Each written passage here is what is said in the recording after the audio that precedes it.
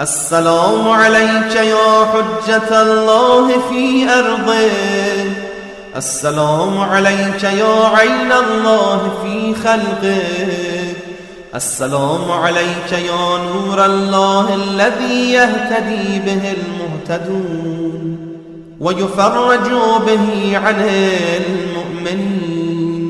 السلام عليك أيها المهذب الخائف، السلام عليك أيها الولي الناصح، السلام عليك يا سفينة النجاة، السلام عليك يا عين الحياة، السلام عليك صلى الله عليك وعلى آل بيتك الطيبين الطاهرين.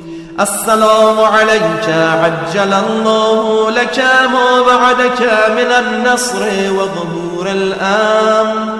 السلام عليك يا مولاي، أنا مولاك عارف بأولاك وأخراك، أتقرب إلى الله تعالى بك وبآل بيتك وأنتظر ظهورك وظهور الحق على يديك.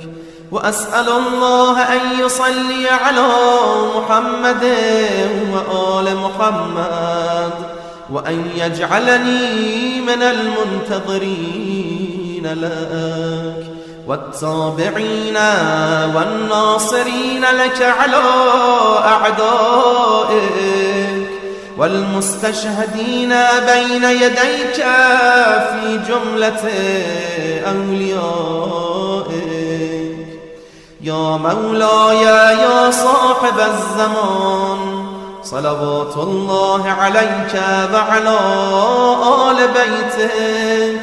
هذا يوم الجمعة وهو يومك المتوقع فيه ظهورك والفرج فيه للمؤمنين على يديك وقتل الكافرين بسيفك. وأنا يا مولاي فيه ضيفك وجارك، وأنت يا مولاي كريم من أولاد الكرام ومأمور بالضيافة والإجارة، فأضفني وأجرني صلوات الله عليك وعلى أهل بيتك الطيبين